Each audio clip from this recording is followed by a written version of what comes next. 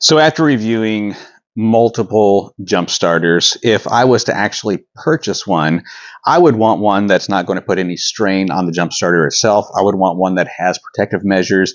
I would want one that I'm going to be able to start any engine, whether I'm working on my car or my truck. So today we're going to be taking a look at the GOOLOO GP4000 portable jump starter. They sent this to me so that I can show it to you, and I tell you what, these things are super handy. I've probably done about 24 reviews on these portable jump starters. Every one of them, without question, is recommended by me just simply because I believe that these are going to be taking the place of your typical standard jumper cable so that you don't have to go from battery to battery. You can just simply charge up this jump pack and then you can jump your battery yourself. So GOOLOO has 10-part safety feature, and I would just want to read these off to you. One, charge protection so you don't overcharge. It's got overcurrent protection so that you don't damage your battery with too much current. And if you get some back feed, then you're not going to damage the jump pack itself. It's got a short circuit protection, reverse polarity, which means that you can put it on the right way or you can put it on the wrong way. Not going to damage your battery, not going to damage the jump pack. I'll show you what that looks like here in just a moment. You've got software protection, high and low temp protection, spark protection, over voltage protection, overload protection, and reverse charge protection. So all of those features are built right into the jump pack itself. Now what this says is fully charged before use. We're just actually going to use it right out of the box because we're not going to be putting it on the actual vehicle. I do not have a dead battery right now, so we're going to show you how to use it on an old battery here that I'm not going to be starting or jumping, but you'll be able to see how this works right here in the garage. So what we have here is the jump pack. Super nice, convenient, small, lightweight, but it's packed full of power. You got a really nice hard case here to store this in. This can go underneath your seat. It can go in the back of your truck. It can go in the trunk. It can go into the glove box. Doesn't matter. It's small, it's sleek, it's lightweight. Now, you do have a USB-C to USB-C charging cable so that you can charge your jump pack. You also do have a USB-A to USB-C so that you can charge your phone. So this is actually an in and out charging device, so it can be used as a portable battery pack as well. You've got your jumper cables here with some good solid alligator clips, your negative and your positive, and then you've also got your device here which is going to plug into your jump pack. You've got a positive and a negative side, and one side is squared, one side is rounded, which means that you cannot put this in the wrong way. You also do have on the front side here a boost button, which is really nice. So the standard current on this is 800 amps, and then if you do need the boost for the larger vehicles, you're going to push that boost button and you're going to get up to 4,000 peak amps. Now what that means is this is going to be able to start any gasoline engine. A typical gasoline engine is going to take anywhere between 300 and 700 amps in order for it to jumpstart from dead. This has a standard current running of 800 amps, which means that in most passenger cars, you're not going to have to hit the boost button. Now, when you get into the larger size trucks, I do have a 7.4 liter gasoline engine. It's a 1-ton dually. And so most likely I am going to have to push the boost button in order to get enough peak amps to get the vehicle to turn over or to jump it so that it can start. Now, this is also going to go up to a 10-liter diesel engine. So just about any vehicle out on the market today that we drive for daily use, this is going to be able to jump it. Now, first thing that we want to do is charge this. Now, you can charge this from the USB-C port to a USB-C port, or you can also use an adapter here.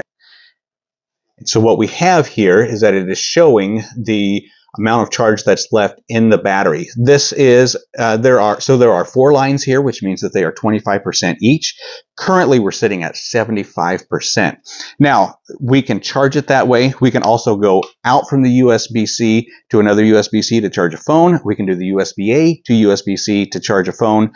We also do have a light on here, and in order to get that light to work, we're just going to long press our power button. See if we can get that to turn on. There we go. One short press is going to give you a strobe. Another short press is going to give you an SOS. and then another short press is going to turn that off. So this is going to be great to be used as a flashlight for a flat tire or to find something in the trunk, something underneath the seat. You can also use it to get the attention of a passerby. If you are unable to jump your car, you can use that strobe, or you can use the SOS. Again, those are just in case of emergency situations. You're going to plug in your jumper cables right here on the side. So when we do plug this in, we should get an indicator light on the device. So we do get the indicator light right here on the front of the jump pack, and then there are no other lights on the unit itself. So we're going to go ahead and hook this up the correct way, and then we're also going to hook it up the incorrect way, just so that you can see what happens. Now, when I do connect this the correct way, we should get some sort of an indicator letting us know that everything is right. So I'm always going to start with my negative first. And so we go on to the negative side of the battery, and then the positive side of the battery. And you can see on the front here, I do have a green indicator letting me know that it is hooked up correctly and we're ready to turn the key. When I push my boost button, it's continuously pushing 4,000 amps into the battery so that I can get that starter to turn over and get my vehicle running. Now, when I do hook it up the incorrect way, all we're going to get is a red indicator light, and hopefully we'll get a beep letting us know that it is not correct.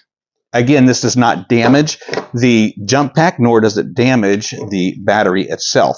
So those 4,000 peak amps, they just kicked off. So you get an extended period of time. If you are by yourself, you can push that boost button, you can make your way into the driver's seat, and you can turn the vehicle over several times while this is pushing those 4,000 peak amps in. Now, when I do hook this up incorrectly, what we get is just a red LED light letting us know that this is not correct. Now, there is no beeps, there are no sounds, there's nothing else to let us know that we've hooked it up incorrectly other than a red LED light. So when you do get that red LED light, all you're going to do is just swap these for your negative and your positive, get it hooked up correctly, and then we'll get the green LED light, and we'll be good to go. So after reviewing multiple jump starters, if I was to actually purchase one, I would want one that's not going to put any strain on the jump starter itself. I would want one that has protective measures. I would want one that I'm going to be able to start any engine, whether I'm working on my car or my truck. And so the GOOLOO has all of that packed right into one. All the protective measures, 800 running peak amps, which is plenty to start any passenger car, 10-liter. Then you got the peak amps that's going to get anything up over the 700 amps that you might need to use. For example, my 7.4 liter 1-ton dually is going to need the peak amps in order to get that to turn over. I got it right here in the GOOLOO. If I do happen to buy a diesel engine sometime down the road, this is going to be able to handle that up to 10 liters, just no question about it. So I would go with one that's going to get the job done, not going to put any strain on the battery, on the vehicle, on the jump starter, and the GOOLOO is one that I'd definitely go with.